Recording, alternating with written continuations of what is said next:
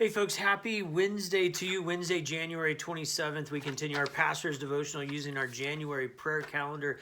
Today we're in Paul's second letter to the Corinthians. I invite you to turn there. That's over in your New Testament, probably just 100 pages or so before the end of your New Testament, maybe not even that far. So I invite you to find that in the New Testament, Matthew, Mark, Luke, John, Acts, Romans, Corinthians. So you'll find it. Now, this is an interesting section of the book of 2 Corinthians, and there's lots of scholarship out there about the letters. And those of you who have been watching this know that I've said this before. A follower of Paul named Marcion went and collected all the letters that he could find that Paul had written to different people or different churches. And that's really how we get the corpus, the body of Paul's letters. And sometimes those letters were complete. Sometimes it was just a piece of a letter. Remember, Paul's writing these letters to people, and people didn't know at the time that this is going to be part of the Bible. It's going to be alive, a living word of God for 2,000 years. They thought it was a letter from their pastor. And so they treated them differently than we might have wished they would or thought they had if they knew what it was they were holding.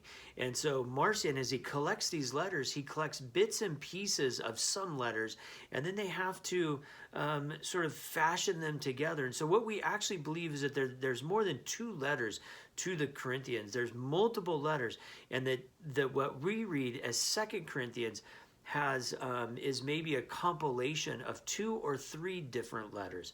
In a very technical way of reading it, as you read it, you might see where sort of like mid-paragraph or like sort of mid-story, Paul kind of changes focus and goes off in a different direction.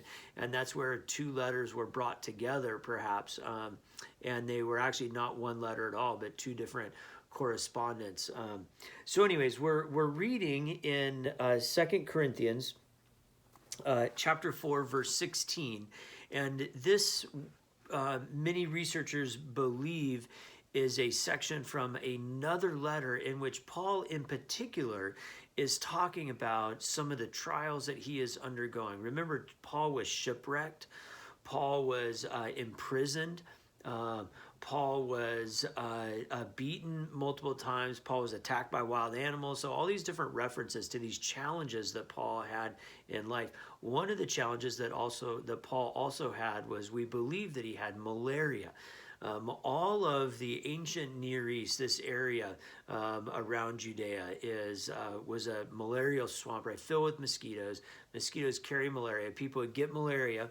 And they would get very high fevers, which is caused by malaria.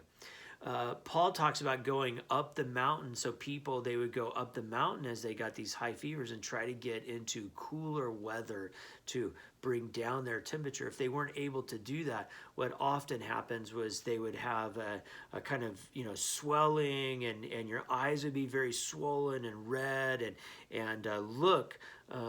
You really look like you were sick if you had a high fever for too long. And we believe that Paul had that. He talks about an affliction of his eyes in different places. We believe that he had that, and he's talking about that in this very passage. So, 2 Corinthians chapter 4, verse 16. So we do not lose heart, even though our outer nature is wasting away. Our inner nature is being renewed day by day. For this slight momentary affliction is preparing us for an eternal weight of glory beyond all measure. Because we look at not what can be seen, but what cannot be seen.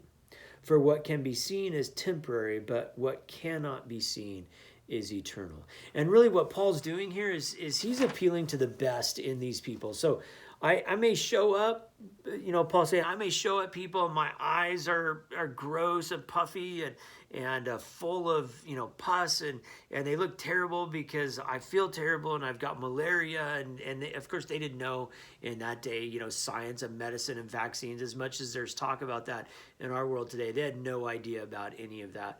The infection just ran its course, and some people died and some people got better. They didn't really understand why, but high fevers, multiple days, that would have made him look from the outside afflicted. And what he's trying to do is to appeal to the best of them and saying, what I'm asking you to do, folks, is to look beyond what you see on the outside, this sickness, and look to what you see on the inside. And in doing so, what we're doing is we're preparing for our eternal future, where no longer does the outside matter and it's only the inside that we see. And so it's sort of this turn of phrase that he's using here to appeal to their better half, to look at what's inside of him rather than the illness that they might see on the outside. A good lesson for us as we are amidst this global pandemic, for us to look inside of people. What's on the inside that matters?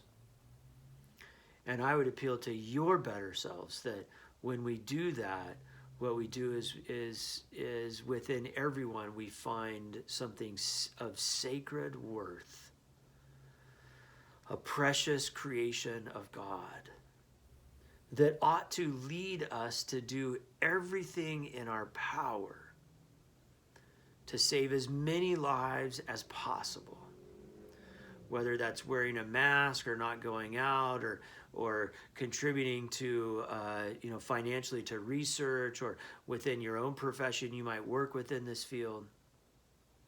That Paul's appealing to our better halves to see what is inside of him. And we appeal to our better halves during this time. It's not a political issue. It's not a social issue. It's a health issue. And I would argue it's a spiritual issue. How do we love God and love our neighbor even amidst a pandemic? How do we do everything possible to care for everyone who's out there? May this be a challenge to you, and as you appeal to your better self, help others to do the same for themselves. God bless. Have a great day.